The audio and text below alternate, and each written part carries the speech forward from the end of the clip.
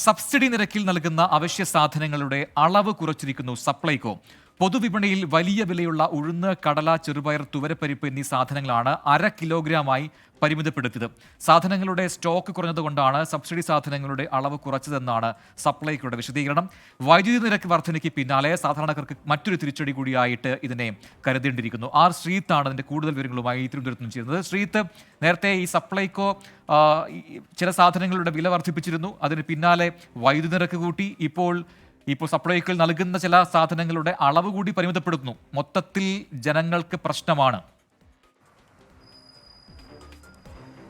അപ്പുറത്തിൻ സാധാരണ ജനങ്ങളെ ബുദ്ധിമുട്ടിക്കുന്നൊരു തീരുമാനമാണ് ഇപ്പോൾ സപ്ലൈകോ ബസാറുകളിൽ നിന്നും മാവേലി സ്റ്റോറുകളിൽ നിന്നും അനുഭവപ്പെടുന്നത്. ഇന്നലെ സപ്ലൈകോ ബസാറിൽ സാധനം വാങ്ങാൻ പോയ ഒരാൾക്ക് ലഭിച്ച ബില്ലാണിത്. ഇതിൽ 4 തരം സാധനങ്ങൾക്ക് 1/2 കിലോ വീതമേ ഉള്ളൂ. നേരത്തെ 1 കിലോഗ്രാം കിട്ടിക്കൊണ്ടിരുന്ന സബ്സിഡി സാധനങ്ങളായ തുവരപ്പരിപ്പ്, ചെറുപയർ, കടല, ഉഴുന്ന് എന്നീ ഉൽപ്പന്നങ്ങൾക്കാണ് 1/2 കിലോ വീതമാക്കി വെട്ടിക്കുറച്ചിരിക്കുന്നത്.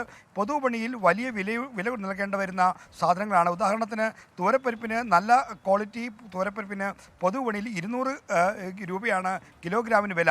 ഇവിടെ ഏതാണ്ട് 120 രൂപയ്ക്കാണ് സപ്ലൈകോ ബസാറിൽ കിട്ടുന്നത്. അതും വർദ്ധിപ്പിച്ച വിലയാണ്. നേരത്തെ ഇത്രയും വിലയില്ലായിരുന്നു. ഈ വർദ്ധിപ്പിച്ച വിലയിൽ തന്നെ 120 രൂപയ്ക്ക് കിട്ടിക്കൊണ്ടിരുന്നത് അത് തന്നെ 1/2 കിലോ ഇപ്പോൾ കിട്ടാനുള്ളൂ. ഇതുപോലെയാണ് ചെറുപയറിൻ്റെയും ഉഴുന്നിൻ്റെയും ഒപ്പം തന്നെ ചെറിയ കടലയുടെയും സ്ഥിതി.